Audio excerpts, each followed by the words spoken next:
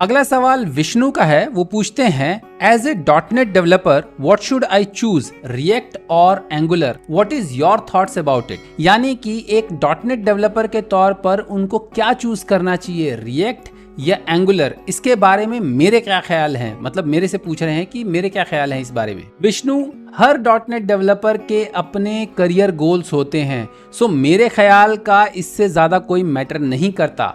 लेकिन फिर भी मैं आपको एक जेनरिक तरीके से बताता हूं कि किस लेवल के लिए एंगुलर या रिएक्ट करना चाहिए, किस लेवल के डेवलपर को एंगुलर या रिएक्ट की तैयारी करनी चाहिए या सीखना चाहिए और किसको नहीं सीखना चाहिए। सो देखिए, यदि आप बिगिनिंग ऑफ अपने करियर में हैं, मान लीजिए आपके पास 2 साल 3 साल का एक्सपीरियंस है या 5 साल का एक्सपीरियंस है, मैक्सिमम 5 साल।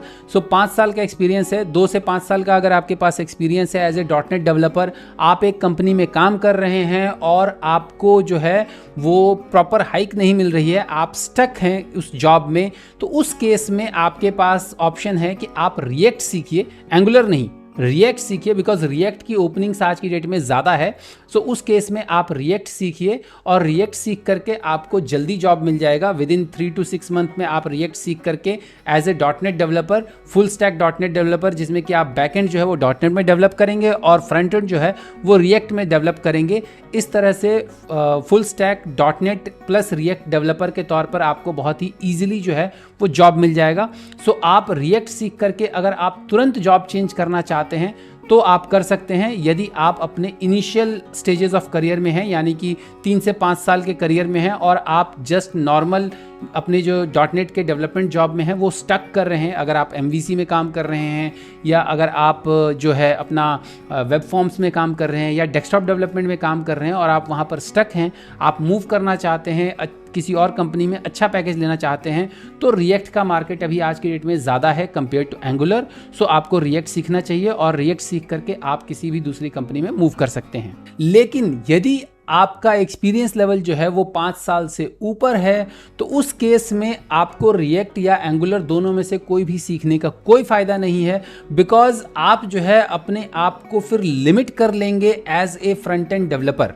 बिकॉज आप जो है, आपका अगर 5 साल से ऊपर का एक्सपीरियंस है, अगर आपका 6-7 साल का एक्सपीरियंस है, तो आपको जो है .NET टेक्नोलॉजीज में ही और डेप्थ में समझना चाहिए और उस हिसाब से आपको बाकी चीज़ें जैसे डिज़ाइन पैटर्न हो गया आपका और आर्किटेक्चरल इम्प्लीमेंटेशन हो गया आपका, इंटीग्रेशन ऑप्शंस हो गए और दूसरी यूटिलाइजेशन ऑप्शंस .NET के सीखने चाहिए। .NET के डिफरेंट वर्जन्स के जो डिफरेंसेस है वो सीखने चाहिए, यानी कि .NET को ही इन डेप्थ में और समझना चाहिए और फिर उसके बाद .NET में ही मूव करना चाहिए। बिकॉज अगर आप 5 साल से ऊपर के एक्सपीरियंस में, यानी कि 7-8 साल के एक्सपीरियंस में या 10 साल के एक्सपीरियंस में या उससे ऊपर जितना भी आपका एक्सपीरियंस है, उस एक्सपीरियंस में अगर आप रिएक्ट या एंगुलर सीखते हैं तो आप अपने आप को फ्रंट एंड में ही लिमिट कर लेते हैं।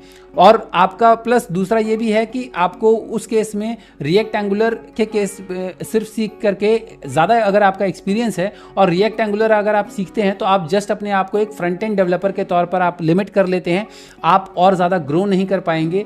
अगर आप टेक्निकल लाइन में जाना चाहते हैं, मान लीजिए आप आर्किटेक्ट बनना चाहते हैं, तो उस केस में आप ज़्यादा ग्रो नहीं कर पाएंगे। यदि आप टेक्निकल मैनेजर बनना चाहते हैं तो भी आप ज़्यादा ग्रो नहीं कर पाएंगे, बिकॉज आप सिर्फ एक फ्रंट एंड में अटक के रह जाएंगे। बिकॉज रिएक्ट और एंगुलर जो है वो दोनों के दोनों आपके JavaScript front end JavaScript framework हैं और ऑफ कोर्स उसके लिए आपको जावास्क्रिप्ट अच्छे से आनी चाहिए। लेकिन अगर आपको 8 साल 9 साल से अगर आप .NET में ही काम कर रहे हैं तो रिएक्ट एंगुलर सीखना मतलब कि पूरा एक नए तरह से लैंग्वेज में प्रोग्रामिंग करने जाना है। उसकी बजाय मेरा सजेशन आपके लिए यही रहेगा कि आप .NET के कंसेप्ट्स को और अच्छे से समझिए, प्लस अगर आपको सिंगल पेज आर्किटेक्चर वाली फ्रेमवर्क को समझना ही है, किसी फ्रंट एंड फ्रेमवर्क को समझना ही है, तो ब्लेजर सीख लीजिए। बिकॉज ब्लेजर जो है वो ज़्यादा ईजी है एक .NET डेवलपर को सीखने के लिए कंपेयर टू रिएक्ट और एंगुलर के। तो मेरे थॉट्स तो यही हैं कि अगर आपको रिएक्ट और एंगुलर सीखना है तो आप अपने इनिशियल डेज ऑफ करियर्स में सीखिए, जब आपका एक्सपीरियंस लेवल 5 साल से नीचे का है। और अगर आपको तुरंत कंपनी चेंज करनी है तो उस केस में depending upon the opportunities, current market opportunities जो है वो रिएक्ट की ज़्यादा है तो आप रिएक्ट सीखिए, या तो फिर अगर आपको एंगुलर की अपॉर्चुनिटीज़ ज़्यादा दिख रही है तो आप एंगुलर सीखिए। लेकिन अगर आपका एक्सपीरियंस लेवल 5 साल से ऊपर है तो आप .NET के बारे में ही इन डेप्थ सीखिए, प्लस आपको अगर कोई फ्रंट एंड फ्रेमवर्क सीखना ही है तो ब्लेजर के बारे में सीखिए और पूरा .NET का ही इन डेप्थ नॉलेज गेन कीजिए ताकि आपके करियर में ग्रोथ हो सके। उम्मीद करता हूं आपको मेरे ये जवाब पसंद आए होंगे। यदि आपको मेरे ये जवाब पसंद आए हैं तो हमेशा की तरह वही गुजारिश है आपसे कि इस वीडियो को लाइक कीजिए, मेरे चैनल को सब्सक्राइब कीजिए और जितना हो सके इस वीडियो को सबके साथ शेयर कीजिए। तो जल्द ही मिलते हैं मेरे अगले वीडियो में, तब तक के लिए अपना ख्याल रखिएगा। नमस्कार।